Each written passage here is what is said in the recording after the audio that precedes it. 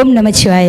நாம் முதல் தலைமுறை, தாய் தந்தை இரண்டாம் தலைமுறை, தாத்தனும் பாட்டியும் மூன்றாம் தலைமுறை, பூட்டனும் பூட்டியும் நான்காம் தலைமுறை, ஓட்டனும் ஓட்டியும் ஐந்தாம் தலைமுறை, செய்யோனும் செய்யோளும் ஆறாம் தலைமுறை, பரனும் பறையும் ஏழாம் தலைமுறை, பரன் கூட்டல் பறை பரம்பரைக்கே பெயர் வைத்த என் அன்னை தமிழுக்கு முதல் வணக்கத்தை சொல்லி நல்லதொரு தலைப்பு கொடுத்து, அதுவும் இந்த நிகழ்ச்சியை எண்ணிக்கையில் குறைவாக இருந்தாலும் எண்ணத்தில் நிறைவாக இருக்கக்கூடிய ரசிக பெருமக்களுக்கு மீண்டும் என்னுடைய நன்றியை சொல்லி, இவ்வளோ மக்களை திரட்டுறதுங்கிறது சாதாரண விஷயம் இல்லை. அதை ரொம்ப அழகாக திரட்டி, அதை விட எல்லா தொலைக்காட்சியிலையும் தமிழ் ஓடும். ஆனால் தமிழையே தன் பெயரை வைத்திருக்கக்கூடிய தமிழன் தொலைக்காட்சிக்கு எங்களுடைய நன்றிகள் இந்த வணக்கத்தை சொல்லி, ஏன்னா ஒரு நல்ல தலைப்பு, குடும்ப நிர்வாகத்தில் அதிகம் பொறுப்பேற்று குடும்ப நிர்வாகத்தை திறமையானவங்க, காளைகளா சேலைகளா, இந்த காளைகள்னா யாரு சேலைகள்னா யாரு அப்படின்னு ஒரு சின்ன வித்தியாசம் சொன்னால் நல்லா இருக்கும்னு நினைக்கிறேன். பெண்கள் எப்பவுமே சமையல்ல இருந்து தான் கொண்டு வருவாங்க. ஏன் சமையலை பெண்கள் கையில் கொடுத்தாங்க தெரியுமா? மையல் சரியாக இருந்தால்தான் சமையல் சரியாக வரும். பெண்கள் தான் மைண்டில் கரெக்டாக எதையுமே ஆப்டாக பிடிச்சிக்குவாங்க. ஒரு பூ வாங்கினாலும் சரி, ஒரு பொட்டு வாங்கினாலும் சரி, ஒரு புடவை வாங்கினாலும் சரி, பெண்களுடைய மையல் கரெக்டாக இருக்கும். அதனால தான் சமையலை பெண்கள் கையில் கொடுத்தாங்க. அந்த சமையலை வச்சே பெண்களுக்கும் ஆண்களுக்கும் என்ன வித்தியாசம் சொல்கிறேன். தாளிக்கிறதுக்காக வெங்காயம் வாங்கினா அது பெண்கள், தாளிக்கிறதுக்காக வெங்காயம் வாங்கினா பெண்கள், தாலி கட்டிட்டமேனு வெங்காயம் உரிச்சா அது ஆண்கள். இன்னும் சிறப்பாக சொல்லணும்னா, இப்படி கல்யாண வீட்டில் பொது வீட்டில் ஒரு பட்டு சேலை கட்டிட்டு வருவோம் அழகழகா. பெண்கள் என்ன நினைப்பாங்க தெரியுமா? அடுத்தவன் பொண்டாட்டி மாதிரி கட்டியிருக்கிற சேலையை நம்மளால் கட்ட முடியலையே நினச்சா அது பெண்கள், அடுத்தவன் பொண்டாட்டியவே கட்ட முடியலையே அப்படின்னு நினச்சா அது ஆண்கள். அதில் ஒன்றும் மாற்றுக்கிறதே கிடையாது. ஆண்கள் நல்லா ஜாலியாக கைதட்டலாம். தாத்தா பார்க்குறாரு, என்ன ஆம்பளை குறையா சொல்கிற, உன்னை வச்சு சேருமாரு. தாத்தா எல்லா ஆண்களையும் சொல்லலை, சில ஆண்களை சொல்கிறேன். ஆண்களுக்கெல்லாம் ஒரு டிப்ஸு சொல்கிறேன், ரொம்ப அழகான டிப்ஸு, நீங்கள் வாழ்க்கையில் கடைப்பிடிக்க வேண்டிய டிப்ஸு. நீங்கள் பொண்ணு பார்க்க போனீங்கன்னா பொண்ணு சிகப்பாக இருக்கணும், இடுப்பு சிம்ரன் மாதிரி இருக்கணும், கண்டு மீனா மாதிரி இருக்கணும், சிரிப்பு ஸ்னேகா மாதிரி இருக்கணும். அப்படி பார்க்காதீங்க. ஏன் தெரியுமா? எந்த ஒரு பெண் வாழ்க்கையில் ஒழுக்கமாக இருக்கிறாளோ அவள் தான் உலகத்திலேயே அழகான பெண். அவள் மட்டும்தான் உங்கள் வாழ்க்கையை அழகாக்குவாள். அது மாதிரி அக்கா, பெண்கள் உங்களுக்கு ஒரு டிப்ஸ் சொல்கிறேன். உங்கள் வீட்டுக்கார் டெய்லி 50 ரூபாய்க்கு பூ வாங்கிட்டு வந்தால் உங்கள் மேலே பாசமாக இருக்காருன்னு அர்த்தம். 500 ரூபாய்க்கு பூ வாங்கிட்டு வந்தால் பூக்காரி அழகாக இருக்கான்னு அர்த்தம். அதனால் வீட்டுக்கார் என்ன பண்ணுறாரு, புருஷ் என்ன பண்ணுறாருன்னு கவனமாக பாருங்கள். எங்கள் அத்தான்லாம் லவ் பண்ணி சைட் அடித்து கல்யாணம் முடிச்சார். கடலை மிட்டாய் கொடுத்து ஏமாற்றி கட்டிட்டார். என்னையை பார்த்து எப்படி கவிதை சொன்னார் தெரியுமா? சித்தத்தினால் கொண்ட பித்தத்தினால் காதல் யுத்தத்தினால் எனது ரத்தத்தினால் கவிதை எழுதி வைத்தேன் தோழி, இரு கண் இருந்தால் வாசித்து போனி, கண் பார்த்ததும் கெண்டை, கால் பார்த்ததும் உன்னை, பெண் பார்த்ததும் தள்ளி, பின் பார்த்ததும் சுட்டாலும் மறக்காத நெஞ்சம், முற்றும் சொன்னதில்லை தமிழுக்கு பஞ்சம், கண்டிப்பதால் என்னை நிந்திப்பதால், தலையை துண்டிப்பதால் என்னை தண்டிப்பதால், தீராது என் காதல் என்பேன், நீ தீயள்ளி தின்னச் சொன்னால் திம்பேன், உண்டென்று சொல் இல்லை இல்லை என்று கொள், என்னை வாவென்று சொல் இல்லை போவென்று கொள், உண்டென்றால் உள்ளதடி சொர்க்கம், நீ இல்லை என்றால் இடுகாடு பக்கம் நாரியா. ஆனால் ஆண்கள் பாருங்கள், தங்கமே போட மாட்டோம். மைக் செட்டுக்கார் 1 லட்ச ரூபா சம்பளம் வாங்குறாரு, ஒரு மோதிரம் போடலை. ஏன் ஆண்கள் தங்கம் போடுறதில்ல தெரியுமா? ஆண்களே தங்கம், அவர்களுக்கு எதுக்கு தங்கம்? தங்க மக்கள். இந்த தங்க மக்களால் தான் மகளிர் தினமே கொண்டாட முடியும் இல்லையா? இப்போது காளைகளே என்று பேசுவதற்காக என்னுடைய அன்பு சகோதரி, உடன்பிறவா தங்கை எஸ் தமிழ்ச்செல்வி அவர்கள் சிறப்பு செந்தமிழ் சீர்வடிவம் பெற்று பிறக்காதா இலக்கியமா என்று இந்த அண்ணா கிராமத்து செல்வி இயங்குகின்றேன். உலகாண்ட முதல் மொழியே, உலகாண்ட முதல் மொழியே என்றன் உள்ளே மறுக்காமல் சுரந்துவிடு, இல்லை என்றால் மறுபடியும் கடல் கடந்த கதையாய் போவாய். அம்மிக்கல்லா ஆட்டுக்கல்லா பஞ்சினா எங்க நடுவர் அக்கா சசிகலா. எனதணியின் நிஜ பூக்களே, எதிரணியின் காகித பூக்களே, ஆகா எது இதுவா? எதிரில் அமர்ந்திருக்கும் பன்ருட்டி பலாச்சுலை ரசிக பெருமக்களே, இந்த நிகழ்ச்சி சீரும் சிறப்புமாக நடக்க விளம்பரங்களை கொடுத்துதவிய விளம்பரதாரர்களே, உங்கள் அத்தனை பேருக்கும் மகளிர் தின நல்வாழ்த்துக்களை தெரிவித்துக் கொள்கிறேன். என்னடா இது மகளிர் தின சொல்றாங்க, பெண்களை பத்தி பாடினாங்க, கடைசியில பார்த்தா ஆண்களுக்கு சப்போர்ட் பண்ணிட்டு இந்த அணியில பேசுறாங்களே அப்படின்னு நீங்க எல்லாம் பேசுறது உங்களோட மைல்டு வாய்ஸ் எனக்கு கேக்குது. உண்மை பக்கம் பேச வந்திருக்கேங்க, நியாயம் பக்கம் பேச வந்திருக்கேன், நீதி பக்கம் பேச வந்திருக்கேன், சிங்கத்து கூட்டத்துக்கு பேச வந்திருக்கீங்க. ஆமா, எங்க காளைகள்லாம் எவ்வளவு திறமையாக, அழகாக, சாமர்த்தியமாக குடும்பத்தை நடத்திட்டு இருக்காங்க தெரியுங்களா? அப்பா கைய புடிச்சு நடந்தா அழகாக மாறும், அவர் ஆசைப்பட்டு கொஞ்சம் போது பேச முடிக்கிறோம். கொஞ்சம் அழுக்காக இருப்பாரு, பிஞ்சு பூவ போலத்தான் எங்க அப்பா சிரிப்பாரு. அப்பா கைய புடிச்சு நடந்தா தெரு அழகாக மாறும், அவர் ஆசைப்பட்டு கொஞ்சம் போது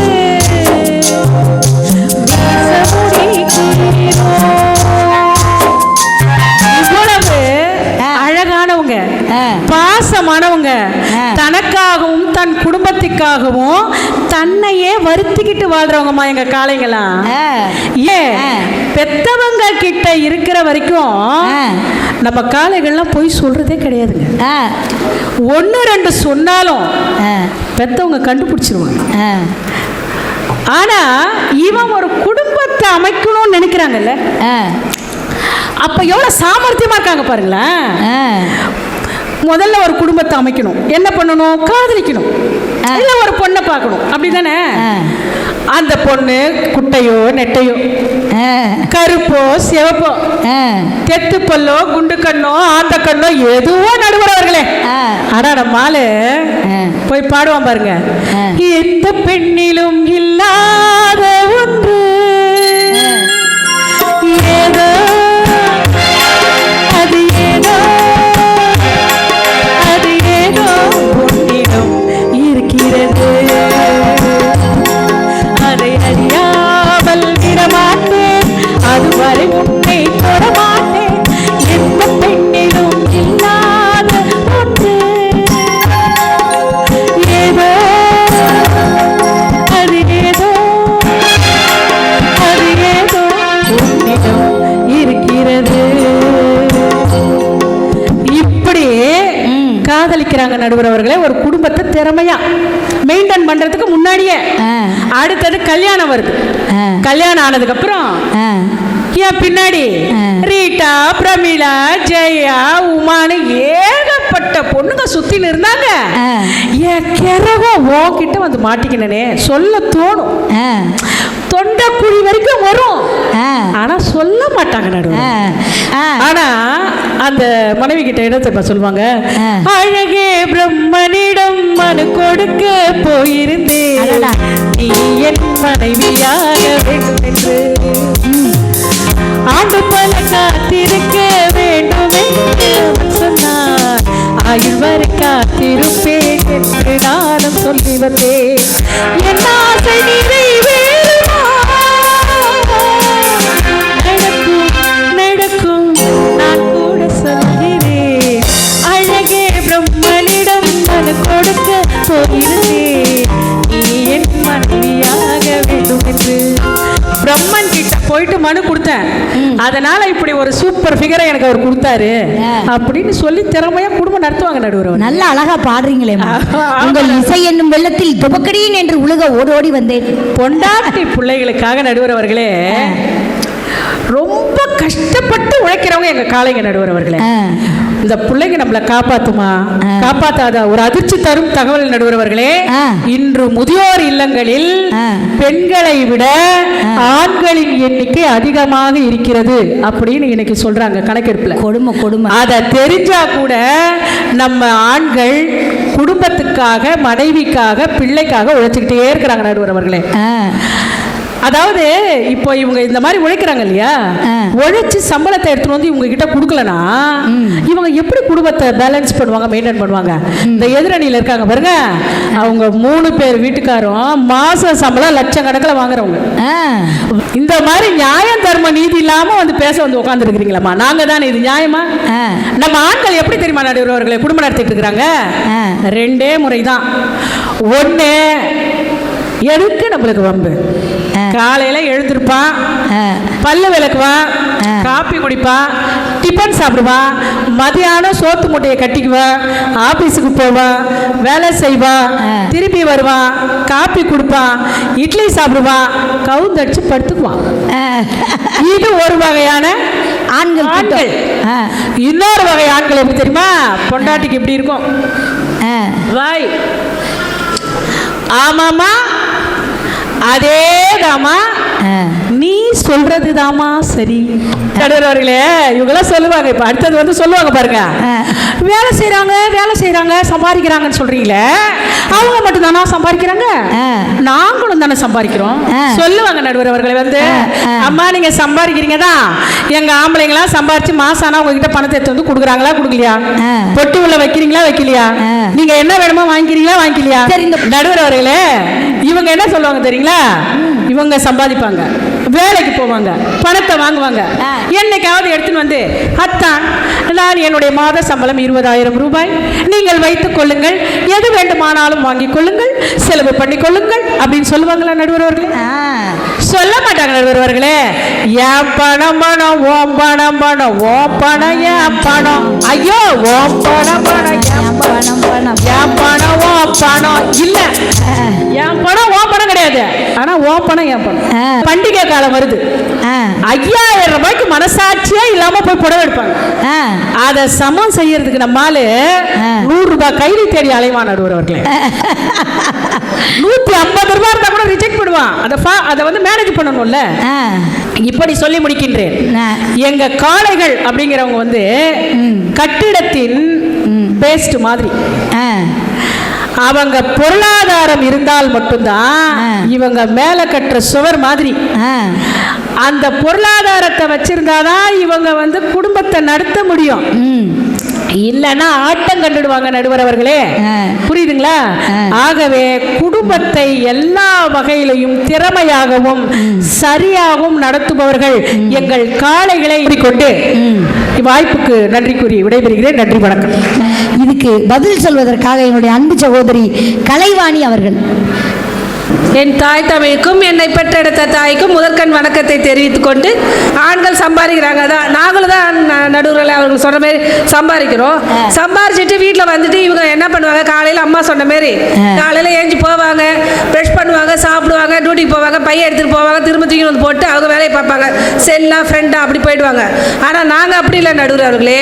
வீட்டு வேலையும் பார்த்துட்டு பசங்களை அனுப்பிட்டு ஆஃபீஸ் போயிட்டு திரும்ப வரும்போது ஆஃபீஸ் விட்டு வரும்போதே நினைப்போம், பசங்க வந்திருக்குமா, இந்நேரம் வந்திருப்பாங்களா, அவங்களுக்கு என்ன சாப்பிட்றதுக்கு என்ன பிடிக்கும், நைட்டு என்ன டிஃபன் செய்யணும், காலையில் என்ன கொடுத்து அனுப்பலாம், என்ன ஹோம்ஒர்க் பண்ணாங்க, இப்படிலாம் நாங்கள் திங்க் பண்ணுவோம். பெண்கள் இது ஒரு கடமை. மங்கையராக பிறப்பதற்கே நல்ல மாதவம் செய்திட வேண்டும் அம்மா என்று கவிமணி தேசிய விநாயகத்தில் அன்னைக்கே சொல்லியிருக்காங்க. அதுபோல் பெண்கள் பல துறைகளில் பல சாதனைகள் புரிஞ்சு வந்தாலும் பெருமையாக இருக்குது. அவங்களெல்லாம் பார்க்கும்போது எங்களெல்லாம் சொல்லும் போது ஆண்கள் பற்றி யாருமே ஆண்கள் குறை சொல்ல மாட்டாங்க. ஒரு சில பேர் ஆண்கள் இல்லாமல் பெண்கள் இல்லை, பெண்கள் இல்லாமல் ஆண்கள் இல்லை.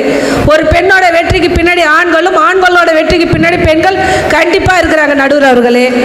அதுபோல் இப்போ பார்த்தீங்கன்னா ஆண்கள் வந்து ஒரு பனை மரம் மாதிரி, பெண்களாக நாங்கள் ஒரு ஆலமரம் மாதிரி கட்டி காப்பாற்றி குடும்பத்தை சொந்த பந்தம் எல்லாத்தையும் ஒன்றா ஆக்கி கூட்டு குடும்பமாக இருந்தாலும் அதே தான்.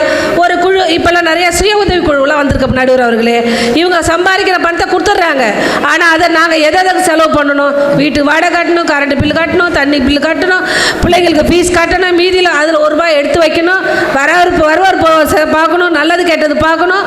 அந்த மீதி உள்ள பணத்தை வச்சு பசங்களுக்கா இல்லை உங்களுக்கா நம்ம வீட்டில் என்ன நடக்குதோ அதை ஒன்று செலவு பண்ணலாம் நடுவர் அவர்களே. அது மாதிரி இருக்குது நடுவர் அவர்களே.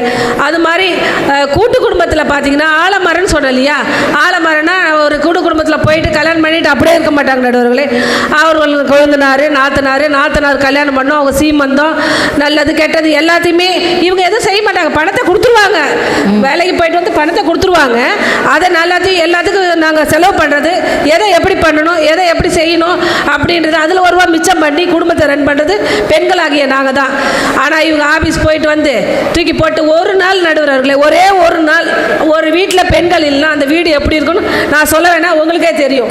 உண்மையில அந்த கிச்சனை போய் பாருங்களேன், கிச்சனை பார்த்தோன்னே மயக்கம் வந்துடும். என் புருஷெல்லாம் ரொம்ப அறிவாளி தெரியுமா, எப்படி ஹாப்பியாக இருப்பார் தெரியுமா, என் பொண்டாட்டி ஊருக்கு போயிட்டா அப்படின்னு அனுப்பிச்சுட்டு ஹாப்பியாக இருப்பார். ஆமாம், மாவை எடுத்து ஊற்றி கிச்சனை எடுத்து ரொப்பி வச்சு நம்ம வெளியில் ஐயோ போகாமே இருந்திருக்கலாம் போல இருக்கு இதுக்கு, அப்படி நம்ம ஒரு டயர்டாகிடுவோம். அப்படி பெண்களுக்காக ரொம்ப டயர்டாக இருந்தாலும் திரும்ப இந்த வேலையை நம்ம தானே செய்யணும். காலையிலேயே இருந்தாலும் ராத்திரியாக இருந்தாலும் நம்ம தானே செய்யணும். காலையில் எழுந்து ஆஃபீஸ் போகும்போது நம்ம தானே செய்யணும். நம்ம தான் இவங்க சாப்பிட்டு டிவி பார்த்துட்டு செல்ல மொபைல் போயிட்டு படுத்துருவாங்க. ஆனால் 11 மணி ஆனாலும் நாங்கள் தான் அந்த வேலையை பண்ணிவிட்டு எல்லாத்தையும் சுத்தம் பண்ணிவிட்டு படுக்கணும் நடுவர்களே. அதேமாரி காலையிலக்கு என்ன சமைக்கணும், என்ன பசங்களுக்கு கொடுத்து அனுப்பணும் என்றது வழி நாங்கள் தான் யோசனை பண்ணுறோம். அது மாதிரி பார்த்தீங்கன்னா தனி குடும்பம்னா ஒன்றும் பிரச்சனை கிடையாதுன்னு சொல்லுவாங்க. தனி குடும்பம்னா ஒரு பிள்ளைய படிக்க வைக்கிறது ஒன்றும் இல்லை, அவங்களோட சிறு சேமிப்பு 2 பேர் பங்கும் தான் உண்டு. கணவனுடைய பங்கு உண்டு, மனைவியோட பங்கு உண்டு. 2 பேர் இவர் சேலரி கொடுத்துருவாரு, இருந்தாலும் அந்த அம்மா அதை எடுத்து வச்சு ஒரு குழந்தைய டாக்டர் ஆக்குறதுக்கு இப்போ எவ்வளோ அமௌண்ட் கேட்குறாங்கன்னு எல்லாருக்குமே தெரியும். அதுலேருந்து ஒரு மணியை எடுத்து சேகரிக்கிறாங்க. தனி குடும்பத்தில் இப்படி போகுது. கூட்டு குடும்பத்தில் முழு பலமும் சுமையும் பெண்களுக்கு தான். ஏன்னா அவங்களுக்கு மாமியாரை பார்க்கணும், நாத்தனார் பார்க்கணும், கல்யாணம் பண்ணணும், மாமனாருக்கு உடம்பு சரியில்லை ஹாஸ்பிட்டல் போனால் இப்படியும் நிறையா இருக்குது. அப்படின்லாம் சக்தி இல்லையே சிவன் இல்லையேன்னு சொல்லுவாங்க. ஏன்னா சக்தி தான் பெருசுன்னு சொல்லுவான். அது போல தான் அங்கே நடுவர் அவர்களே. இப்போ ஓடும் வரை ஆறு, சுடும் வரை நெருப்பு, சுற்றும் வரை பூமி என்ற மாதிரி ஓடிக்கொண்டே இருக்கிறோம். ஆண்களுக்கு நிகர் பெண்கள் என்னைக்கு சாதிச்சவங்க சலிச்சவங்க கிடையாது அப்படின்றத நாங்கள் நிரூபிக்கிறோம் நடுவரே. ஏன்னா இப்போ என்னையே சொல்லிக்கலாம், நாங்கள் எங்கள் குடும்பத்தில் 5 பொண்ணுகள் நடுவர் அவர்களே. எங்கள் அப்பா ஒரு சினிமா பார்க்க கூட எங்களை அனுப்ப மாட்டாங்க. ஏன்னா 5 பொண்ணு ரொம்ப கஷ்டம், வெளியிலே போகக்கூடாது. அவங்க போய் ஒரு படத்தை பார்த்துட்டு வந்து அந்த படம் நல்லா இருந்தால் தான் எங்களை அனுப்புவாங்க. அப்படியே பாட்டி அந்த ஒளியும் போடுவாங்கல்ல நடுவர் அவர்களுக்கு, அந்த ஒளியை எட்டி நின்று பார்க்கறதுக்கு ஒளிஞ்சு பார்த்துருப்பீங்க.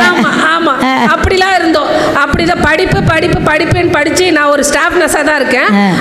அது மூலிமா நான் ஒரு படி செஞ்சுட்டு வரும்போது தான் இந்த சமூக பணியில் இறங்கி இப்போ ஒரு முதியோர் எல்லாமே நான் நடத்துகிறேன்னா அதுக்கு என்னுடைய அன்பு கணவர் கொடுத்த தைரியமும் துணிச்சலும் தான். அதுதான் நான் சொல்கிறேன்னா, ஒரு பெண்ணுக்கு துணையாக இருப்பது ஆண்கள் தான், ஆணுக்கு துணையாக இருப்பது பெண்கள் தான். யாருக்கு யார் சரி சமமாக இல்லை, பெண்கள் இல்லாத நாடே இல்லை, பெண்கள் நாட்டின் கண்கள் அப்படின்னு சொல்லிட்டு என்னுடைய முறையை முடிச்சுக்கிறேன். நன்றி, வணக்கம். நமது வரலாறே நமது அடையாளம். திரு பி. ஜெயபிரகாஷ் அவர்கள் காளைகள் தான் குடும்பத்தில் அதிகமாக உழைக்கிறார்கள் என்று சொல்வதற்காக வருகிறார். நல்ல ஒரு கைத்தட்டல் கொடுங்க. விளம்பரதாரர்களே, அரங்கில் வீற்றிருக்கும் அன்பர்களே, பன்ருட்டி நகர வாழ் பொதுமக்களே, தமிழன் தொலைக்காட்சி நேயர்களே, உங்கள் அனைவருக்கும் என் பணிவான வணக்கத்தை தெரிவித்துக் கொள்கிறேன்.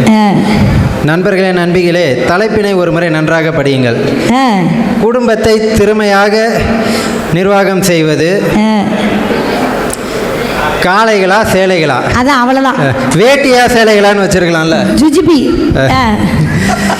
இந்த ஆண்களின் பராக்கிரமங்களை வெறும் வேட்டிக்குள் அடைத்துவிடக்கூடாது என்ற பரந்த நோக்கில் தலைப்பையை சற்று மாற்றி அமைத்திருக்கிறார்கள். காளை என்றாலே வீரம், விவேகம், விடாமுயற்சி, துணிவு, பொதுவாக வலிமை என்று பொருள் கொள்வோமாக. குடும்ப பாரத்தை சுமப்பதில், குடும்ப உறவுகளை பேணி பாதுகாப்பதில், எடுத்துக்கொண்ட இலக்கினை துல்லியமாக அடைவதில் ஆண்களை காளையர் என்று அழைப்பது அறவே பொருத்தமாகும். தமிழ் தாயுமானவன் என்றொரு சொல்லுண்டு. அப்படி என்றால் ஒரு தந்தையானவர் தாய்க்குரிய அத்தனை பொறுப்புகளையும் திறம்பட செய்வதனால் அவர் தாயுமானவர் என்று அழைக்கப்படுகிறார். எங்கேயாவது தமிழில் தந்தையுமானவன் யாராவது ஒரு வார்த்தை கேள்விப்பட்டிருக்கீங்களா? அதாவது ஆண்களுக்கு காளைகளேன்னு பேர் வச்சதே பெரிய விஷயம்தான். ஏன்னு கேட்டிங்கன்னா, வாடி வாசலில் ஜல்லிக்கட்டு அடைக்கிறதுக்கு காளைகள் தான் வருங்க. ஏன் அங்கே பசுமாட்டை விட்டால் என்ன ஆகும்? நம்மால் போய் செண்பகமேனு பாலை கறந்துருவான். அதனால தான் காளைகளை விடுறாங்க, தெரியுதா? அருள் இல்லாருக்கு அவ்வுலகம் இல்லை, பொருள் இல்லாருக்கு இவ்வுலகம் இல்லை என்ற குறளுக்கு ஏற்ப குடும்ப உறவு சீராக அமைய பொருளாதாரம் முன்னேற்றம் நிச்சயம் முக்கியம். பொருளாதாரம் நன்றாக இருந்தால்தான் நீங்க நினைக்கிற வாழ்க்கையை வாழ முடியும், இல்லைன்னா கிடைக்கிற வாழ்க்கை தான் வாழ முடியும். கண்டிப்பா வருமானம் நிறைய இருந்தால் தான் நீங்க நினைக்கிற சேலையை கட்ட முடியும், இல்லைன்னா கிடைக்கிற சேலையை தான் கட்ட முடியும். இவ்வாறாக குடும்பத்திற்கு நிரந்தர வருமானமும் நீடித்த வளர்ச்சியும் பெற்று தருவதில் காளையர்களே முக்கிய பங்கு வகிக்கிறார்கள். இந்த விழா மேடையில் வீட்டிற்கும் சிங்கப்பெண்கள் அத்தனை பேருக்கு பின்னாலும் ஒரு சீறி வரும் காளையில் உதவி இருக்கிறது என்பதை நினைவுபடுத்த விரும்புகிறேன். வலிமையான பெண்கள் உண்டு தான், ஆனால் அந்த அத்தனை வலிமையான பெண்களுக்கு ஒரு ஹீரோவா அவர்களோட அப்பா தான் இருப்பார்கள். கண்டிப்பா தெய்வங்கள் எல்லாம் தோற்றே போகும் தந்தையின் அன்பின் முன்பே, தாலாட்டு பாடும் தாயின் அன்பு தந்தையின் அன்பின் பின்பே. என்னைக்காவது உங்க அப்பா அழுது நீங்க பார்த்துருக்கீங்களா? பார்த்ததே இல்லை. வாய் விட்டு அழுவதற்கு கூட இந்த சமூகம் அவருக்கு வாய்ப்பு அளிக்கல. தந்தையின் கண்ணீரை யாரும் இதுவரைக்கு பெரும்பாலும் கண்டிருக்க மாட்டார்கள். கிடையாது. குடும்ப நலனுக்காக ரத்தம் சிந்துவார்களே தவிர ஒருபோதும் கண்ணீர் சிந்தி காலவிரையும் செய்ய மாட்டார்கள். பசி தூக்கம் மறந்து சொந்த உறவுகளை விடுவித்து தேச எல்லைகளை கடந்து குடும்ப நலனுக்காக வெளிநாடுகளில் பணிபுரிவோர் பெரும்பாலானோர் ஆண்களா பெண்களா? ஆண்கள் தான். நாடு நன்றாக இருந்தால்தான் நம் குடும்பமும் நன்றாக வீடும் நன்றாக இருக்கும் என்பதற்காக இராணுவத்தில் சேர்ந்து உயிர் தியாகம் செய்வதில் பெரும்பாலான ஆண்களா பெண்களா? நீங்க ஒரு இளவட்ட பிள்ளைங்கிறதுனால உங்களுக்கு சப்போர்ட் பண்ணி ஒரு கேள்வி கேட்குறேன். நீங்க செந்தமிழ்லே செப்புனீங்கன்னு வைங்களேன், எல்லாரும் எந்திரிச்சு அப்பிடுவாங்க. கேளுங்க, இவ்வளோ ஆண்கள் இருக்காங்க, இவ்வளோ பெண்கள் இருக்காங்க.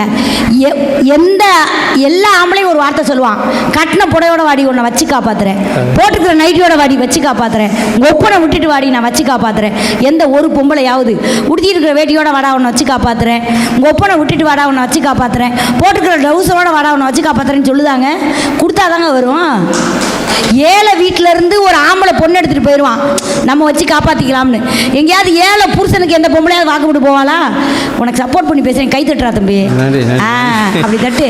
படித்து முடித்து சின்ன வயசுல வேலைக்கு போயிட்டு தம்பிக்காகவும் தங்கைக்காகவும் அக்காவை கரையேற்றுறதுக்காகவும் தன் சொந்த வாழ்க்கையை தியாகம் செஞ்ச எத்தனையோ வானத்தை போல விஜயகாந்துகள் நம்ம பலர் உண்டு. சொந்த பந்தங்களுக்காக அண்ணன் தம்பியில் கரையேற்றுவதற்காக சொந்த வாழ்க்கையை தியாகம் செய்த சேலையர்களை நாம் பார்க்கிறது மிகவும் அரிதுதான். அப்புறம் இவர்களை போன்ற தன்னலமற்ற தியாகிகளால் தான் புறநானூற்றிலே ஒரு பாடல் பாடிருக்கு, உண்டான அம்மா இவ்வுலகம்னு. இவங்களை போல தியாகத்தினால்தான் இந்த உலகமே இயங்கிட்டு இருந்து புறநானூரிலே சொல்லப்பட்டிருக்கு. அன்னைக்கு நாடான்ற மன்னர்கள் முதல் இன்றைக்கு பட்டத்து இளவரசர்கள் வரை தங்கள் தந்தையை பேரை பின்னால் சூடிக்கொண்டிருக்கிறது தான் பெரும் வெற்றி பெற்று கொண்டிருக்கிறார்கள். என்னைக்காவது தாயோட பேரை பின்னால் சூடிக்கொண்டவங்க வெற்றி அடைஞ்சு பார்த்துருக்கீங்களா? மாமியார் மருமகள் சண்டையெல்லாம் நாங்கள் எடுக்கும் நிலைப்பாடை ஐநா சபைக்கு குறிப்பெடுத்து அனுப்பலாம். இவ்வாறாக ஒரு சிறந்த நிர்வாகியாக, நீதித்துறை மந்திரியாக, நீதித்துறை நடுவராக, முக்கியமாக நீங்கள் செய்யும் சமையலை சகிச்சுக்கிட்டு பாராட்டி பேசும் ஒரு பாசமிகு குடும்ப தலைவனாக குடும்பத்தை சிறப்பாக நிர்வகிப்பல் காளையர்களே என்று கூறி நல்ல வாய்ப்புக்கு நன்றி கூறிக்கொள்கிறேன். மகளிர் தின நல்வாழ்த்துக்கள். சேலைகளை என்று பேசுவதற்காக மணிமேகலை அவர்கள் வாங்க. அனைவருக்கும் வணக்கம்.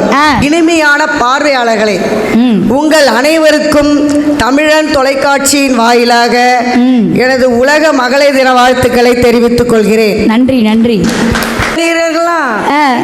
என்னன்னே தெரியாது, குடும்ப நிர்வாகமே தெரியாம நீங்க சொல்றீங்க தன்னோட ஒய்ஃபை மறந்துருங்க, தன்னோட கணவரை மறந்துருங்கன்னு சொன்ன உடனே நம்ம ஆம்பளை காலை இணையெல்லாம் என்ன ஒரு சந்தோஷம் தெரியுங்களா? அப்படியே பாத்தீங்கன்னா படபடன்னு கை தட்டுறாரு, அப்படி சந்தோஷப்பட்டாரு. அப்படி ஒரு குடும்ப நிர்வாகம் பண்றாரு அவரு. இன்னைக்கு குடும்ப நிர்வாகம்னா என்னன்னு தெரியாத காலை அணியினரு இப்ப இவங்க எல்லாம் வந்திருக்காங்க. இவங்களை காப்பாத்துறது ஒரு சேலை தான். தமிழ்ச்செல்வி அம்மா எப்படி இவங்க காலை அணியினர் பேசுறதுக்கு ஒரு காலை கிடைக்கல, ஒரு சேலை தான் உதவி பண்ணுது இல்லைங்களா? 140 தனியா நின்று ராப்பகலா போராடி எங்களெல்லாம் போன் போட்டு கம்பல் பண்ணி தமிழ் தொலைக்காட்சிக்காக 346 ப்ரோக்ராம் தனியாளா ஒரு லேடிஸ் ஒரு சேலை செஞ்சிருக்காங்க இல்லைங்களா? அவங்க காளைகளுக்கு ஆள் இல்லைன்னு காளையை பத்தி பேசுறாங்க. பாத்தீங்களா? நல்ல நிர்வாகத்தரமெல்லாம் உண்டு. எப்படி ஒரு எஜுகேஷன் முன்னுக்கு வந்ததுன்னு வச்சுக்கோங்களேன், ஒரு அந்த நாடு வந்து வல்லரசு நாடாக இருக்கும், ஒரு எஜுகேஷன் டிபார்ட்மெண்ட். இப்போ நம்ம நாட்டில் ஒரு புள்ளி விவரம் சொல்கிறேன் பாருங்க நடுவர் அவர்களே, சொல்லுங்க. ஒரு புள்ளி விவரம். தமிழ்நாட்டில் உள்ள நூலகம் நோட் பண்ணிக்கிங்க, 4635. உயர்நிலை மேல்நிலை படிப்பகம் 5590. குடிப்பகம் எவ்வளோ இருக்கு தெரியுங்களா? 6823. 6000. இதுதான் டாப் மோஸ்ட்ல இருக்கு. அப்புறம் எப்படி வல்லரசு ஆகும்? நம்ம எத்தனை அப்துல் கலாம் வந்தாலும் இப்படி தான் இருக்கும். அந்த அளவுக்கு நிர்வாக திறமை காளைகளுக்கு உண்டு. 2008 2009 ஜல்லிக்கட்டு போராட்டம் ஒன்று நடந்தது இல்லைங்களா? மெரினா புரட்சி நடந்தது. அந்த மெரினா புரட்சியில நமக்கு முதல்ல ஜல்லிக்கட்டு போராட்டம் நடத்துறதுக்கு நமக்கு பர்மிஷன் வரல. அந்த பர்மிஷன் வாங்கறதுக்கு பல வழியிலே காளைகள் முயற்சி பண்ணி எவ்வளவோ போராடினாங்க. ஆனால் நம்ம மாணவிகள் வந்து களம் இறங்கினாங்க மெரினா பீச்சில். மெரினாவே பலபலனாச்சு. அன்னைக்கு தான் உலக நாடுகளே திரும்பி பார்த்துச்சு. அவங்க நமக்கு நம்ம அரசாங்கமே திரும்பி பார்த்துச்சு அன்னைக்கு. அதனால தான் பல இடத்துலையும் பெரியவங்க பெற்றோர்கள்லாம் போராட்டம் நடத்தினாங்க. நமக்கு இந்த ஜல்லிக்கட்டும் கிடைச்சது. காளைகளுக்கு உரிய பாரம்பரிய விளையாட்டை வாங்கி கொடுத்தது இந்த சேலைகள் தான் மேடம். அப்படியா? நான் சொல்றேன் கேளுங்க. அந்த ஜல்லிக்கட்டு போராட்டம் சென்னையில் நடக்குது. 3 லட்சம் பெண்கள் 5 லட்சம் ஆண்கள் இருந்தாங்க. நைட்டு 12 1 மணி இருக்கும். வேணும்னு கரண்ட் எல்லாம் ஆஃப். அப்பதான் பொம்பளை பிள்ளைய பயந்துக்கிட்டு ஓடுங்க கலைக்கலான்ட்டு. அப்படி கரண்ட் ஆஃப் பண்ண உடனே எங்க ஆண்கள்லாம் அவங்கவுங்க செல்போன்ல லைட் அடிச்சு ஒவ்வொரு பெண்ணையும் தன் உடன்பிறவா தங்கை போல பாதுகாத்து பத்திரமாக வீட்டிற்கு அனுப்பியவர்கள் எங்கள் காளைகளை பத்தி லேசா நினைச்சிடாதீங்க நீங்க. ஆகவே 2008-9 ஒரு பொருளாதார வீழ்ச்சி ஒன்று நடந்தது. சரி, பொருளாதார வீழ்ச்சின்னா உலக நாடுகள்லாம் சந்திச்சாங்க. அந்த பொருளாதார வீழ்ச்சி சந்திக்கும் போது அப்போ ஐடி கம்பெனிகள்லாம் மூடப்பட்டது. சில ஐடி கம்பெனிகள் வந்து நிறைய பேரை வந்து வெளிநடப்பு செஞ்சாங்க, வெளியில் ஏற்றிட்டாங்க. அந்த ஐடியில் ஒர்க் பண்ணவங்க பார்த்தீங்கன்னா வீடுகளை கார்கள்லாம் விற்க வேண்டிய ஒரு சூழ்நிலை, தனிநபர் வருமானம் கிடைக்கல. அந்த மாதிரி ஒரு சூழ்நிலை பொருளாதார வீழ்ச்சியில் வந்தது. அப்போ நிறைய நாடுகள் பாதிக்கப்படும் போது நம்ம இந்தியா மட்டும் தலை நிமிர்ந்து நின்றுச்சு. அதுக்கு ரீசன் என்னன்னா பாருங்க, நமக்கு சிறுவாடுன்ற ஒரு சேமிப்பு தொகை பெண்கள் வைப்பாங்க. சிறுவாடுங்கிற ஒரு சேமிப்பு தொகை அதே பார்த்தீங்கன்னா கிராமங்களில் வெளியில் எல்லாருமே வாங்கி வைப்பாங்க. வீட்டுக்கார்ட்ட அதிகமாக பணம் கொடுங்கன்னு வாங்கி வைப்பாங்க. அதை எங்கேயாவது அஞ்சரை பெட்டியில் இல்லை அரிசி பானையில் எங்கேயாவது ஒரு இடத்துல வைப்பாங்க. நகைகள் கேட்டு வாங்குவாங்க. நகை எதுக்காக வாங்குறாங்க? இதெல்லாம் எங்கே பயன்பட்டுச்சு? அந்த நகைகள், இந்த சேமிப்பு தொகை எல்லாமே சேர்ந்து இந்திய பொருளாதாரத்தை தலைக்குனிய விடாமல் இந்தியாவை நிலைநிறுத்தினது இன்னைக்கு சேலை அணியினர் தான், சேலை மக்கள் தான். அது உங்களுக்கு மேலே புரிஞ்சுங்க நடுவர்களே. நாங்கள் இப்போ வந்து ஆண்களை குறைகள் கூறவில்லை, நாங்கள் செய்ததை சொல்கிறோம். நீங்க ஆண்கள் அஸ்திவாரம் சொன்னீங்க. அஸ்திவாரம் மட்டும் வந்து குடும்பம் பண்ண முடியாது. அந்த கல்கள் சேர்ந்து அந்த கூடாரம் அமைக்கப்பட்டால் மட்டும்தான் மற்றவங்களுக்கு தெரியாம பெருமையா நம்ம குடியால முடியும். எங்க பாருங்க, மண்ணை மட்டும் ஆளல, வெண்ணையும் ஆடுறாங்க. இப்ப உங்களுக்கு கேள்விப்பட்டிருப்பீங்க நடுவுல சுனிதா வில்லியம்ஸ் ஒரு அம்மா, இல்ல கேள்விப்பட்டிருக்கீங்களா? கேள்விப்பட்டிருக்கோம். அவங்க இந்திய வம்சாவளி சேர்ந்தவங்க. அவங்க போன வருஷம் ஜூன்ல போனாங்க. எங்க? விண்வெளிக்கு போனாங்க. இப்போ இன்னும் வரல அவங்க. ஏன்னா அந்த விண்கலம் பழுதாயிடுச்சு. எது? அமெரிக்க விண்வெளி வீரரோட போனாங்க. 10 நாளையில போகணும்னு வந்தவங்க திரும்ப வந்துட்டாங்க. திரும்ப வர முடியல, பழுதாகி அந்த சர்வதேச விண்வெளி களத்திலேயே இருக்காங்க. அங்கேயும் ஒர்க் பண்ணிட்டு இருக்காங்க. ஒர்க் பண்ணிட்டு இப்பதான் அவங்களுக்கு இந்த மாசம் 12ஆம் தேதி ஒரு விண்கலம் அமைக்கிறாங்க. அனுப்பி 19ஆம் தேதி தான் அவங்க தரையிறங்குறாங்க. ஆனா அவங்க சொன்ன வார்த்தை என்ன தெரியுமா? பயப்படல. அவங்க பயப்படாம அவங்க சொன்ன ஒரே ஒரு வார்த்தை என்ன தெரியுமா சொன்னாங்க? என்ன இந்த விண்வெளி மிஸ் பண்ணுதுன்னாங்க. மிஸ் பண்ணுது, நான் அதை மிஸ் பண்றேன் அப்படின்னு டெடிகேட்டிவா ஒர்க் பண்ணியிருக்காங்க. அந்த அளவுக்கு திறமை வாய்ந்தவர்கள் அவர்கள். விண்ணில மட்டும் இல்லை, மண்ணில் விண்ணில் எல்லா இடத்துலையுமே நிர்வாக திறமை உள்ளவர்கள் பெண்கள் என்ற தீர்ப்பை வழங்குமாறு பணியுடன் நீங்க சேலை அணியை சேர்ந்தவர்கள் என்ற நம்பிக்கையில் விடைபெறுகிறேன். வணக்கம். நல்லா ஜோர ஒரு கைத்தல் கொடுங்க கலைவாணி மேடத்துக்கு. இப்போது வாங்க நம்முடைய அருமையான மனிதர் திரு புலேந்திரன் அவர்கள், நல்ல ஒரு கைத்தல் கொடுங்க. அருளாகி அன்பாகி அணியாகி கொடையாகி அன்பரின் நெஞ்சுமாகி, அருளாகி அன்பாகி அணியாகி கொடையாகி அன்பரின் நெஞ்சுமாகி, இருளான உள்ளத்தில் ஒளியாகி விழியாகி ஏற்றிடும் எண்ணமாகி, கருவாகி காதலின் கருத்தாகி பேரின்ப கடலாகி காட்சியாகி, உருவாகும் அனைத்திற்கும் உரமாகி வேறாகி, உலகத்தின் இயக்கமாகி இணையாக்கி உணையாக்கி அனைவரையும் ஆக்கி இருக்கும் என் நடுவரோடு இணைந்த மகளிருக்கு என் வணக்கத்தை சொல்லிக் கொள்கிறேன். இங்கு பேச அழைத்த மேடம் தமிழ்ச்செல்வர்களுக்கும் நன்றியை சொல்லிக்கொண்டு, நடுவர் அவர்களே, வண்டின்னா அது வேகமாக போகணும்னா அந்த வழி இருக்கணும் சறுக்கலாம், பேச்சுன்னா அது இருக்கணும் மிரட்டலாம், சபையே அது கேட்டு ரசிக்கணும் கலக்கலாம், அதுக்கு வேணும் எங்க நடுவர் மாதிரி ஒரு சசிக்கலாம். ஏன் அப்பா எத்தனை நாள் யோசிச்சீங்க? நடுவர் அவர்களே, முதல்ல நான் உங்களுக்கு ஐஸ்லாம் வைக்கல. நடுவர் அவர்களே, நான் பேசுறேன். முதல்ல அவங்க பேசுற பேச்சுக்கு நான் பதில் சொல்றேன். கலைவாணி மேடம் வந்தாங்க. சரி. அவங்க வீட்டுக்கு நான் 3 நாள் போயிருக்கேன். வீடு வீடா போறதா உங்களுக்கு வேலையா?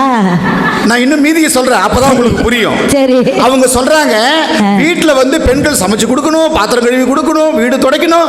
ஒரு நாள் கூட வீட்டுல இல்ல. அவங்க இருக்கிறது 18 பொறுப்பு. 18 பொறுப்புல இருக்கிற அவங்க ஒரு நாள் கூட வீட்டுல இல்ல. அவங்க சமைக்கிறாங்களா, துவைக்கிறாங்களா, வீட்டுக்காரரை கவனிச்சுக்கிறாங்களா? அதுக்குதான் வீட்டுல புருஷன் ஒருத்தர் வச்சிருக்கோம்ல, அப்புறம் என்ன? அதுக்குதான் எங்க நடுவர் வேணும்னு சொன்னது. நடுவரை நீங்க கூட சொன்னீங்கல்ல, எல்லாரும் சிரிங்க, எல்லாரும் சிரிங்க, கை தட்டுங்கன்னு. எங்க தமிழ்ச்செல்வியோட கை தட்டினதை பார்த்தா அப்படியே பட்டால் பட்டால் கை தட்டினாங்க, விழுந்து விழுந்து சிரிச்சாங்க.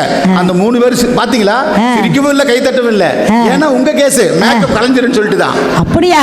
ஆமா, சிரிச்சா மேக்கப் கலைஞ்சிருமா? ஆமா, தலையாட்டல அவங்க என்ன பேசுறாங்க. அவங்க எங்க மணிமேகலை மேடம் வந்தாங்க பாருங்க. வந்த உடனே கண்ணு தெரியாதவன் வீட்டுல காது கேட்காதவன் போனானா, திருநானா, ஊமையன் பார்த்துட்டானா. நீங்க அழகா பதில் சொன்னீங்க. இப்பெல்லாம் கூகுள்ல வாட்ஸ்அப்ல முகமே தெரியாத நாங்க குழந்தைய பெற்றுக்கிட்டு இருக்கோம். எந்த காலத்துல இருக்கீங்க? புள்ளி விவரம் கொடுத்துக்கிட்டு இருக்காங்க. இங்க ஜெயக்குமார் சூப்பரா சொன்னாரு, முதல்ல தலைப்பை ஒழுங்கா படிங்க, தலைப்பை ஒழுங்கா படிங்கன்னு சொல்லிட்டு இன்னொன்னு சொன்னாங்க பாருங்க, சிறுவாடு சேர்த்த பணத்தை. சிறுவாடு இல்ல, அது எங்களுக்கு தெரியாம எடுத்த திருட்டு பணம். அது ஆண்களுக்கு தெரியாத எடுத்த திருட்டு பணத்துக்கு பேரு சிறுவாடு. இப்படி ஒரு பேர் வச்சிருக்காங்க. என்ன மனைவி அமைஞ்சா போறோம், அது எனக்கு பேரின்பம் என்று வாழ்ந்து கொண்டிருக்கும் காளைகளை பார்த்து என்ன பேச்சு பேசுறீங்க? நீங்க பாருங்க, பேச்சாளர் பெண்கள் வந்துட்டாங்க. இப்ப நீங்களே எங்கயாவது கீபோர்டு பேட் ஆம்பளை வந்திருக்கானா? எங்கயாவது பொம்பளை வந்திருக்காங்களா? பூரா ஆம்பளை தான். எந்த பொம்பளைக்கு வாசிக்க தெரியாது, வீட்டுல தான் வாசிக்கும். நடுவர் அவர்களே, அதை தான் நானும் சொல்ல வரேன். அவங்க சொன்னாங்க, மணிமே எங்களுடைய தமிழ்ச்செல்வி மேடம் பாத்தீங்கன்னா காளைகள் சேலை, அது சேலை தானே கட்டிட்டு இருக்காங்க, அப்படிப்பட்ட சேலையே நிர்வாகம் பண்ணிட்டு இருக்காங்க. அந்த ஒரு சேலை நல்லா இருக்கிறதுக்கு இங்க ஒரு காலை, இங்க ஒரு காலை, இங்க ஒரு காலை, இங்க ஒரு காலை, அதை சொல்றதுக்கு இங்க ஒரு காலை. முடியல, காலையை வச்சுக்கிட்டு தான் அவங்க முன்னேற முடியும். ஐயோ, நெஞ்சு வலிக்குது எனக்கு. வாட்ஸ்அப்ல ஸ்டேட்டஸ் போட்டுட்டு இருக்காங்களே, வாசல்ல கோலம் போடுறாங்களா அவங்க? நல்லா என்ன நீங்க பேசிட்டு இருக்கீங்க? நடுவர் அவர்களே, 2 பொண்ணுங்க. ஒரு மாமியாருக்கு ரொம்ப உடம்பு சரியில்லை, ரொம்ப கஷ்டப்பட்டு அந்த அம்மா இட்டுக்கிட்டு ஹாஸ்பிட்டலுக்கு போயிருச்சு. ஹாஸ்பிட்டலுக்கு போன உடனே ஐயோ பதறி போய் நிக்குது. டாக்டர் மாமியாரை காப்பாத்திட்டு வந்து கை கொடுத்து சொல்றாரு, அம்மா பரவாயில்லம்மா, இன்னும் 5 நிமிஷம் லேட்டா வந்திருந்தா கூட உங்க மாமியாரை காப்பாத்திருக்க முடியாது. அதுக்கு அந்த பொண்ணு சொல்லுது, அந்த அறிவு கட்ட ஆட்டக்காரங்கிட்ட அப்பவே சொன்னா பொறுமையா போடா, பொறுமையா போடான்னு. அதை விட பரவாயில்ல நடுவர்களே, கொஞ்ச நேரம் பொறுத்து அந்த மருமக குளிக்கிறதுக்கு வீட்டுக்கு போயிடுச்சு. இந்த மாமியார் தனியா இருக்கு. அப்ப டாக்டர் போயிட்டு சொல்றாரு, அம்மா டாக்டர், நான் பொழைச்சிக்கிட்டேனா? பொழைச்சிக்கிட்டேம்மா, நீ பொழைச்சிக்கிட்ட, பரவாயில்ல, நல்லா வந்துட்ட, பரவாயில்லம்மா. நீ எனக்கு நன்றி சொல்றதுன்னா உன் மருமகளுக்கு தாமா சொல்லணும். இந்தாங்க டாக்டர் சொல்லிட்டு ஒரு மணி பர்ஸை கொடுத்துருக்கு. அதில் 10,000 பணம் இருந்திருக்கு. அப்பா பரவாயில்லையே, உன்னை காப்பாற்றின மருமகள் கிட்ட கொடுக்க சொல்றியா? இல்லை நடுவர்களே, ஒரு அரை மணி நேரம் கழிச்சு என் பொண்ணு வருவா. என் மரும வந்ததுக்கு அப்புறம் என் தடையை பார்த்து இந்த பணத்தை எடுத்துக்குவா. அதுக்காக தான் என் பொண்ணுகிட்ட கொடுக்கறதுக்காக இந்த சொல்றேன். என் பொண்ணு பேர் வந்து மணிமேகலை அப்படின்னு சொன்னாங்க. இந்த மணிமேகலை மேடம் இல்லை, அந்த பொண்ணு பேரு. அதாவது காப்பாத்தின மருமகளுக்கு பணம் கொடுக்க மனம் வராத மாமியார், மாமியாரை காப்பாத்தினதுக்கு மகிழ்ச்சி அடையாத மருமகள். இப்படிப்பட்ட 2 பேர்கிட்டையும் மாட்டிக்கிட்டு நாங்க படுற கஷ்டம் இருக்கே. எங்களை போயிட்டு என்ன சொல்றாங்க நடுவர் அவர்களே?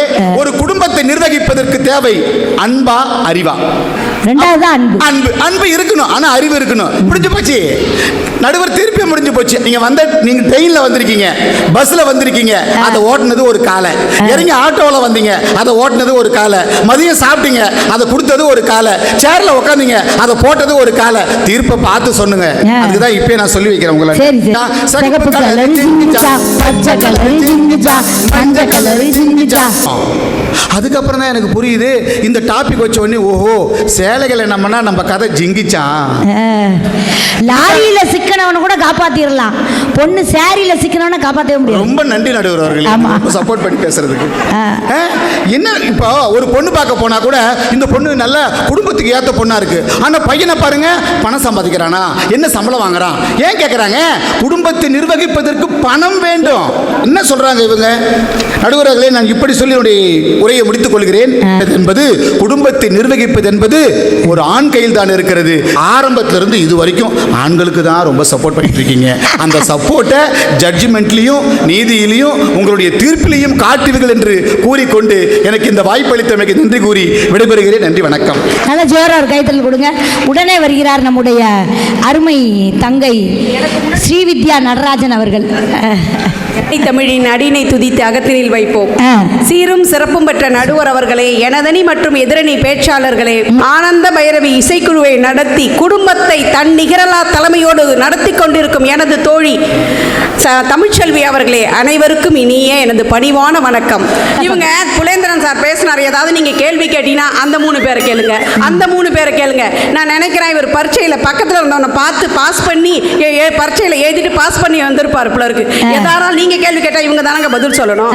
அந்த 3 பேரை கேளுங்க, அந்த 3 பேர் கேளுங்கன்னா என்ன அர்த்தம்? அதுக்கப்புறம் சொன்னாங்க, நீங்க கை கழுவிட்டு சாப்பிடுவீங்களா, ஸ்பூனால கையில சாப்பிடுவீங்களா, ஸ்பூனால சாப்பிடுவீங்களா நீங்க கேட்டீங்க. அதுக்கு அவர் என்ன பதில் சொன்னார்? எங்க அம்மா கையால சாப்பிடுறதா என்ன பழகி இருக்காங்க. அங்க அப்பான்னு வந்து சொல்ல வேண்டியதானே, எங்க அப்பா பழகி இருக்காங்க. எப்படி பிடிச்சாங்க பாருங்க, நீங்க எல்லாம் வக்கீலா பிறக்க வேண்டியவங்க. நடுவர் அவர்களே, பணம் பிரச்சனையே இல்ல. பணம் இன்னைக்கு எல்லா பெண்களும் சம்பாதிக்கிறாங்க. படிக்காத பெண்ணு கூட இன்னைக்கு மகளிர் சுய உதிக்கு 100 நாள் வேலைன்னு ஒண்ணு கொண்டு வந்துட்டாங்க. அதுல போய் சம்பாதிக்கிறாங்க. இன்னைக்கு பாத்தீங்கன்னா மதுரை சம்பாதிக்கிறோம்னு சொல்றீங்களே, சிறு தொழிலை கூட பெண்கள் அழகாக செய்யறாங்க. மதுரையில மல்லி விற்கிறாங்க, மணப்பாறையில முறுக்கு விற்கிறாங்க, ஏன் நம்ம பண்ருட்டியில பலாச்சொல்ல கொய்யாப்பழம் எல்லாம் வித்து சிறு தொழிலை கூட நேர்மையாக பெண்கள் செய்யலையா? மாவு வித்தாவது வாழ்வார்களே ஒழிய மானத்தை விற்க மாட்டார்கள் பெண்கள். எப்ப பார்த்தாலும் நாங்க சம்பாதிக்கிறோம். நீங்களா எந்த காலத்துல இருக்கீங்க? எல்லாருமே இன்னைக்கு சம்பாதிக்க ஆரம்பிச்சுட்டாங்க. குடும்பத்தை யாரு சம்பாதிக்கிறாங்கிறது தலைப்பு இல்ல. 3 பேரும் ஃபர்ஸ்ட் தலைப்பை பாருங்க, தலைப்பை பார்த்துட்டு வந்து பேசுங்க. அதுக்கப்புறம் பேசினாங்க எல்லாரும். நடுவர் அவர்களே, இன்னைக்கு காய்கறியை பிடித்த கைகள் கனிப்பொறியை பிடிக்கின்றன, கரண்டியை பிடித்த கைகள் கார் ஸ்டீரிங்கை பிடிக்கின்றன, தொட்டிலை ஆட்டிய கைகள் இன்னைக்கு தொல்லியல் துறையில் ஆராய்ச்சி செய்கின்றன என்றால் பெண்கள் நிர்வகிக்கும் திறன் தான். இன்னமும் பழைய பஞ்சாங்கத்தை நாங்க பணம் சம்பாதிக்கிறோம் நிஜமா சொல்லாதீங்க, எல்லாரும் சம்பாதிக்க ஆரம்பிச்சாச்சு. அதுக்கப்புறம் பாத்தீங்கன்னா காஃபி டே, இந்த 2-3 வருடத்துக்கு முன்னாடி காஃபி டே ஒரு நிறுவனம், அந்த நிறுவனம் 7000 கோடி, அந்த நிறுவனத்தை வச்சுக்கிட்டு இருந்த ஜென்ஸ் 7000 கோடி கடன் வந்துச்சு, இறந்து போயிட்டார், சூசைட் பண்ணிட்டார். பிறகு அவர்கள் மனைவி அந்த காஃபி டேயை எடுத்து அடுத்த வருஷமே அந்த கடனை 3000 கோடிக்கு கொண்டு வந்தாங்க. அவங்க தொழிலாளருக்கு 25,000 தொழிலாளர்கள் இருந்தாங்க. அவங்க என்ன தெரியுமா சொன்னாங்க? அந்த மனைவி, உங்களை நான் ஒரு பொழுதும் கைவிட்டு விட மாட்டேன், என்னை நம்பி இந்த தொழிற்சாலையில் வேலை செய்யுங்கள். அந்த நம்பிக்கையை கொடுத்தது பெண்கள். எல்லாத்துக்கும் சோர்ந்து போயிட மாட்டாங்க. பொருளாதாரம் என்ற சொல்லில் தாரம் என்ற சொல்லுதான் இங்க பிரதானமா இருக்கு. நீங்க தாரத்தை எடுத்துட்டு பாருங்க, பொருளாதாரத்தில் எங்கெங்க இருக்கு? பொருளே இல்லாம போயிடும். ஒரு இட்லி வீணா போனா கூட அதை உப்புமாவா செஞ்சு வீட்டுக்கு காசை சேர்க்கிறவ மனைவி. ஆனா ஐயோ உப்புமானு ஹோட்டல்ல போய் சாப்பிட்டுட்டு காசை கறியாக்குறது ஆண்களா இல்லையா? உண்மையை ஒத்துக்கணும். எதுலையா இருந்தாலும் கொரோனான்னு ஒரு காலம் வந்தது. அந்த கொரோனா காலத்துல அத்தனை குடும்பங்கள் தற்கொலை செய்யாமல் காத்தது யாருங்க? பெண்கள் தான். அடுப்பங்கரையில் இருக்கட்டும், தன் கையில் இருக்கிற நகையை கழட்டி கொடுத்து அந்த குடும்பத்தை தொய்விடாமல் அழைத்து சென்றது பெண்கள் தான். நல்லா படிச்சு தேர்வு எழுதி பெற்றவர்களுக்கு பெருமை சேர்த்து தருவது பெண்கள். நிறைய அரியர் வச்சு அப்பாவுக்கு பணத்தில் கஷ்டப்படுத்துறது யாரு? பையனா மகளா? பையன் இப்படி எல்லா இது அதாவது முத்துக்குமார் முத்துக்குமார் ஒரு கவிதையில் எழுதியிருப்பார், ஒவ்வொரு அழகு கடையிலும் உலர்ந்து போய் இருக்கின்றது நகைகள், கழட்டி கொடுக்க மனமில்லாமல் கழட்டி கொடுத்த கண்ணீர் துளிகள் தூங்கி கொண்டு இருக்குன்னு எழுதியிருக்கார். இதுதான் ஒவ்வொரு பெண்களும் நகையை எதுக்குங்க வாங்குறோம்? நாங்கள் நகை எதுக்கு வாங்குறோம்? எங்களுக்காகவா? இல்லை, உங்களுக்கு ஒரு அவசர தேவை வந்தா அதை கொடுக்கறதுக்காக தானே, உங்கள் மானத்தை காப்பாற்றுறதுக்காக தானே வாங்குறோம்.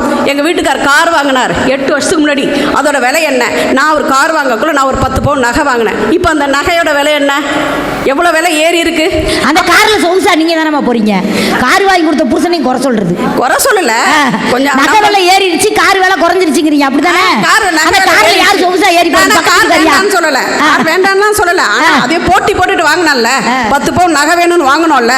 அப்ப சிறு சிறு விஷயங்களில் பெண்கள் சாமர்த்தியமாக சிக்கனமாக இருப்பது தான் நிர்வாக திறமை. நீங்க அவங்க சொன்னாங்க எல்லாம் பிக் பாஸ் பாக்குறாங்கன்னு. ஏன் பாக்குறாங்க? மாமியார் தொல்லை தாங்க முடியல, மாமனார் தொல்லை தாங்க முடியல, இந்த பக்கம் நாத்தனார் எல்லாம் இதுல இருந்து விடுபட வேணும்ன்றதுக்காக தான் எல்லா பெண்களும் சீரியல் பாக்குறாங்க. எல்லாத்திலையும் குறை சொல்லிக்கிட்டே இருக்கீங்க. அதுக்கப்புறம் பாத்தீங்கன்னா எல்லா அந்த பொண்ணை கல்யாணம் பண்ணி புகுந்த வீட்டுக்கு அனுப்புவாங்க. எல்லாம் புகுந்த வீட்டுக்கு போறாங்க. யாராவது என்னைக்காவது பையனை கல்யாணம் பண்ணி மாமனார் வீட்டுக்கு அனுப்புவாங்களா? அனுப்ப மாட்டாங்க. ஏனென்றால் பெண் எந்த நிலையிலும் தன் இயல்பை மாறாமல் வாழ்ந்து அந்த குடும்பத்திற்கு பெருமை சேர்ப்பாள். அதனால தான் அவங்க போறாங்க. அதுக்கப்புறம் மாப்பிள்ளையை அனுப்பலாம், மாப்பிள்ளை நம்ம வீட்டுக்கு அனுப்பணும் வைங்களேன், நம்ம தங்கச்சிக்கு சேதாரமாயிரும். அதுதான் அனுப்புறது இல்லை. உண்மைதான். அந்த புலேந்திரன் சார்கிட்ட அவங்க டாக்டர் சொல்லியிருக்காங்க, ஆரோக்கியமா வாழ்ந்தா வாழ்க்கை மகிழ்ச்சியா இருக்கும். இவர் உடனே என்ன பண்ணிட்டாரு, அவங்க மனைவியோட தங்கச்சி பேர் ஆரோக்கியம், ஆரோக்கியம் வீட்டுக்கு வா, ஆரோக்கியம் வீட்டுக்கு வான்னு கூப்பிட்டுருக்காரு புலேந்திரன் சார். அப்படியா? புது ஜோக்கா இருக்கேன். இப்படி எல்லாம் எங்க எழுத்த வீட்டில் ஒரு பையன் இருந்தாமா, நல்லா குண்டா இருப்பான், என்னை விட குண்டா இருந்தான். நான் சொன்னேன், நான் கொஞ்சம் இப்பதான் எக்ஸசைஸ் பண்ணி உடம்பெல்லாம் குறைச்சிருக்கேன். நான் சொன்னேன், டெய்லி ஓடுடா, உடம்பு குறைஞ்சிரும் ஓடுடான்னு. நேற்று பார்க்குற எழுத்து வீட்டு பிள்ளைய கூட்டிட்டு ஓடிட்டான். அந்த அம்மா சண்டை ஓடுது, நீ தான் ஓடு ஓடுன்னு போகும்போது எழுத்து வீட்டு பிள்ளையும் சேர்த்து கூட்டிட்டு ஓடிட்டான். பையன்கிட்ட கேட்டேன், வாஸ்கோட காமா தெரியுமா? தெரியாது, நான் படிப்புல கவனம் வை அப்படின்னு நான் சொல்றேன். அவன் கேட்கறான், பரிமளா ஆண்டி உனக்கு தெரியுமா? தெரியாது, அப்பா மேல ஒரு கண்ணு வை அப்படிங்கிறான். இன்னைக்கு ஆண்கள் சிறு சிறு தவறுலேருந்து பெரிய தவறு வரையும் செய்வது நிஜமாக சொல்ல வேண்டும் என்றால் ஆண்கள் பொருளாதாரத்தில் அவங்க மாதிரி இல்லை, விட்டு கொடுக்கறதுல அவங்கள மாதிரி இல்லை. ஆனால் அந்த குடும்பத்தை நிர்வகிக்கும் திறன் என்று பார்த்தால் இது 2 நாளாக்கலாம், இதை இதுக்கு செலவு பண்ணலாம், இதை இதுக்கு செலவு பண்ண வேண்டாம் என்ற நிர்வாக திறமையை பயன்படுத்தி குடும்பத்தை அன்பாக, அன்பும் அறனும் உடைத்தாயின் இல்வாழ்க்கை பண்பும் பயனும் அது நீ திருவள்ளுவர் எழுதினார். யாரை நான் செய்திருப்பார்? சத்தியமா பெண்களை நினைச்சுதான். அன்பு அரண் இந்த 2ம் அதிகமாக வெளிக்காட்டுவது பெண்கள் தான். குடும்பத்திற்கு தேவை நிம்மதி, மன மகிழ்ச்சி. அந்த மகிழ்ச்சியை தருவது பெண்கள் தான். ஆண்கள் பார்த்தீங்கன்னா பையனுக்கு அப்பாவுக்கு ஒத்தே இருக்காது. பையன் கேட்பான், அந்த பச்சை சட்டை போட்டிருக்கிறவட்ட பணம் வாங்கி கொடு அப்படிம்பான். அப்பாவுக்கும் பையனுக்கு ஒத்துக்காது. ஆனா அங்க பாலமா இருந்து குடும்பம் என்ற கட்டமைப்பை தருவது பெண்கள் தான். எனவே குடும்ப மகிழ்ச்சிக்கு பெரிதும் துணையாக நிர்வாகத்தில் சிறந்திருப்பது பெண்கள் தான் என்று கூறி நல்லதொரு வாய்ப்பு நல்கிய நல்ல உள்ளங்களுக்கு நன்றி பாராட்டி விடம் சார்கிறேன். நன்றி. நல்ல ஜோர் இருக்கு சொல்லி ஒரு சின்ன குட்டி கதை சொல்லி நான் நிறைவு செய்கிறேன். உங்களுக்குலாம் தெரியும், டாக்டர் சுனன்யான்னு ஒரு டாக்டரை பற்றி நீங்கள் கேள்விப்பட்டிருப்பீங்க. நிறைய பேர் இன்ஸ்டாகிராம் இதெல்லாம் இருந்தீங்கன்னா பாருங்கள். ஒரு பேஷண்ட்டுக்கு ஹார்ட் ஆப்ரேஷன் பண்ணிட்டு வெளியே வர்றாங்க. வந்த உடனே ஒரு 2 நாள் கழித்து அவரை வீட்டுக்கு போக சொல்கிறாங்க. அவரை வீட்டுக்கு போக சொல்லலாம் பார்த்தா அவர் பெரிய கோடீஸ்வரர். ஆனால் அவரை கூட்டிகிட்டு போக யாருமே இல்லை. அவர் சொல்கிறாரு, நீங்களே ஒரு கேப் புக் பண்ணுங்கள், நான் வீட்டுக்கு போகிறேன். உடனே இந்த டாக்டர் இறக்கப்பட்டு கேட்டாங்க, ஏன் சார் உங்களுக்கு ஒய்ஃப் இல்லையா, குழந்தைங்க யாரும் இல்லையான்னு. உடனே அதுக்கு அவர் சொல்கிறாரு, நான் வந்து பெரிய ஜட்ஜாக இருந்தேம்மா, அப்போ கல்யாணம் முடிச்சு வச்சாங்க. அப்போ அந்த பொண்டாட்டி வந்து மாசமாக இருந்தா, அந்த குழந்தை பார்த்தீங்கன்னா பொம்பளை பிள்ளை, வயிற்றுல இருக்க பொம்பளை பிள்ளை, அதை கலைச்சிருன்னேன். பல காரணம் சொல்லி கலைக்க சொன்னேன். அவன் நான் கலைக்கவே மாட்டேன், இது என் உயிர்னு கலைக்க மாட்டேன்னா. நான் பல காரணம் சொல்லி அவளை கலைச்சி விட்டுட்டு வேற கல்யாணம் முடித்தேன். ஆனால் அவள் என் கூட இருக்க மாட்டேன்னு ஓடிட்டான். அந்த பொண்டாட்டி எங்கே இருக்கான்னு எனக்கு தெரியல. 2வது பொண்டாட்டி என் கூட வாழ மாட்டேன்னு சொல்லிட்டா. 4 கார் இருக்குது, 2 பங்களா இருக்குது. எல்லாரும் நான் ஹாஸ்பிட்டலுக்கு வந்துட்டேன், எல்லாரும் லீவ் எடுத்துகிட்டு போயிட்டாங்க, என்னை கூட்டிகிட்டு போக யாருமே இல்லைம்மான்னா. உடனே அந்த பொண்ணு சொன்னா, அப்பா நான் தான்ப்பா நீங்கள் கலைக்க சொன்ன பொண்ணு, உங்களுக்கே ஆப்ரேஷன் பண்ணி உங்களை காப்பாற்றியிருக்கிறேன். எங்கள் வீட்டில் அன்பு என்ற கதவு எப்பயுமே திறந்திருக்கு, நீங்கள் எப்போ வேணாலும் வீட்டுக்கு வரலான்னு சொன்னால் அங்கே பெண்மை ஓங்கி நிற்கிறது. கர்ப்பமாக இருக்காங்க. அவங்க கர்ப்பமாக இருக்கும்போது ஜோசியர் சொல்கிறாரு, இந்த குழந்தை 1.5 நாளிகை கழித்து பிறந்தால் இந்த குழந்தை மோசமான குழந்தையா பிறந்துரும், அயோக்கியனாக பிறப்பான். 1.5 நாளிகை கழித்து பிறந்தால் இந்த குழந்தை நிறைய சிவாலயங்கள் கட்டுவான்னு சொன்ன உடனே ஒரு தாய் தன்னுடைய செவிலியெல்லாம் கூப்பிட்டு, தன்னுடைய தோழிகளெல்லாம் கூப்பிட்டு, என்னை தலைகீழாக கட்டுங்கள் சொல்லி 1.5 நாளிகை தலைகீழ, 1.5 நாளிகைங்கிறது 48 மணி நேரமா, 48 மணி நேரம் தலைகீழ கட்டி கீழே இறக்கி விடுறாங்க. அந்த வலியோட வேதனையோட அந்த ரத்தம் தேங்கி குழந்தைகளுடைய கண்ணில் போய் செருகிருது. முழிச்சு பார்க்குறாங்க, குழந்தை பிறந்துருச்சு, என் கோச் எங்கன்னா அப்படின்னு சொல்லிட்டு உயிரை விட்டாங்க. அந்த குழந்தை தான் இந்த தமிழ்நாட்டிலே 72 சிவாலயங்கள் கட்டியிருக்கிறது என்று சொன்னால், ஒரு தாய் பக்தியோடு இருந்தால் ஒரு பிள்ளை சரியாக இருப்பான். ஒரு பிள்ளை சரியாக இருக்க வேண்டும் என்றால் அந்த வீட்டில் நிச்சயம் ஒரு பெண்ணாவது சரியாக இருக்கணும். கொஞ்சம் பேர் வந்திருக்கீங்க, உங்களுக்கு ஒரு அட்வைஸ் சொல்லி முடிக்கிறேன். நம்ம வீட்டில் 2 வயசு 3 வயசில் பொம்பளை பிள்ளை இருந்துச்சுன்னு வைங்களேன், அந்த பொம்பளை பிள்ளைக்கு எப்படி சோறு சாப்பிடணும்னு சொல்லி கொடுக்காதீங்க. எப்படி என்ன சொல்லித்தரணும் தெரியுமா? குட் டச் எது, பேட் டச் எதுன்னு சொல்லி கொடுங்க. தலை தொட்டா குட் டச், கண்ணம் தொட்டா குட் டச், நாடி தொட்டா குட் டச், கை கொடுத்தா குட் டச், மேலே தொட்டா பேட் டச், வயிறு தொட்டா பேட் டச், முதுகு தொட்டா பேட் டச். இப்படி உங்கள் பச்சை மண்ணை எந்த நாயாவது தொட்டுச்சுன்னா தூக்கி போட்டு மிதிக்கிற சக்தியை உங்கள் 2 வயசு பொம்பளை பிள்ளைகளுக்கு கொடுங்க. ஆம்பளை பிள்ளை பெற்றவங்களுக்கு அட்வைஸ் சொல்கிறேன், ஆம்பளை பிள்ளை பெற்றவங்களுக்கு குட் டச் பேட் டச் சொல்லி தராதீங்க, டோன்ட் டச் பெண்களைன்னு சொல்லிக் கொடுங்க. பெண்கள் இந்த தேசத்தின் தேவதைகள் எல்லாம். பழனிக்கு நாங்கள் நடப்போம், பெரியாரை நாங்கள் மதிப்போம், மண்ணை நாங்கள் மிதிப்போம், மீத்தேன் எடுத்தா எதிர்ப்போம், சந்திரனை 2ஆ பிளப்போம், சந்திராயனை உள்ள நுழைப்போம், கீழடி நாங்கள் திறப்போம், சதுரங்க வேட்டையில் நாங்கள் ஜெயிப்போம். தமிழன்னா யாரா? கடலில் படைகளை கட்டியவன், காவிரி அணையில் கொட்டியவன், அதிசய கோவில்களை கட்டியவன், ஆஸ்கார் விருதுகளை தட்டியவன். மடமை இதுவென சொன்னோமே, அடிமை என்பதனை வென்றோமே, கந்தரை குன்றில் கண்டோமே, சுந்தரை கூகுளுக்கு தந்தோமே. தமிழன்னா யாரா? தமிழன் என்றால் அவன் தலைவனடா, நாளும் தெரிந்த கலைஞனடா, அச்சம் என்பது மடமையடா, நாங்கள் 1000 காலத்து படைகளடான்னா தமிழன். அவன் தாங்க தமிழன். இத்தனை சிக்கலிலும் பெண்களை ஏன் இன்னைக்கு பெண்கள் தன்னைக்கு போராட்டம் தெரியுமா, பாராட்டுறோம் தெரியுமா? முதல் பெண் பிரதமர் இந்திரா காந்தி, முதல் IAS அண்ணா ரங்கோபாத்யா, முதல் IPS கிரண் பேடி, முதல் விண்வெளிக்கு சென்றவர் கல்பனா சாவ்லா, முதலில் நோபல் பரிசு நம்முடைய அமைதிக்காக பெற்றவர் நம்முடைய அன்னை தெரசா, முதலில் நம்முடைய வாழ்க்கைக்கெல்லாம் வழிகாட்டியாக, கல்விக்கு வழிகாட்டியாக இருந்தவர் முத்துலட்சுமி ரெட்டியார், முதல் பேருந்து ஓட்டியவர் வசந்தகுமாரி என்று சொன்னால், பெண்கள் பல இடங்களில் அடிபட்டு மிதிப்பட்டு பெண்களுக்காக போராடி மேலே வந்திருக்கிறார்கள். அவர்களை ஆண்களும் கை கொடுக்கிறார்கள். 4 பெண்கள் நாங்க வெளியில வர்றோம்னா, என் புருஷனோ, நம்ம கலைவாணி புருஷனோ, என் பொண்டாட்டி பத்தினி எங்க போனாலும் பத்திரமா வந்துருவான்ற ஒரு நம்பிக்கையில் அனுப்புவதால் தான் பெண்கள் நாங்கள் மேலே வந்திருக்கிறோம். பெண்கள் தினத்தை கொண்டாடும் ஆண்களுக்கு என்னுடைய மிகப்பெரிய நன்றி கலந்த வணக்கத்தை சொல்லி, எத்தனை தான் நீங்கள் காளைகளுக்காக பாடுபட்டாலும் சேலைகள் ஒரு இடத்தில் உங்களை விட மிஞ்சி நிற்கிறார்கள். 4 மூலை வேட்டியை விட 8 மூலை சேலை கட்டுறது கொஞ்சம் கஷ்டம் என்பதால் பெண்களே பெண்களே என்று சொல்லி நல்லதொரு வாய்ப்பை கொடுத்த அத்தனை நல்ல உள்ளங்களுக்கும் ஸ்பான்சருக்கும் நம்முடைய தமிழ்ச்செல்வி சேலைக்கும் நன்றி கூறி வருகிறேன். நன்றி, வணக்கம், ஜெய்ஹிந்த்.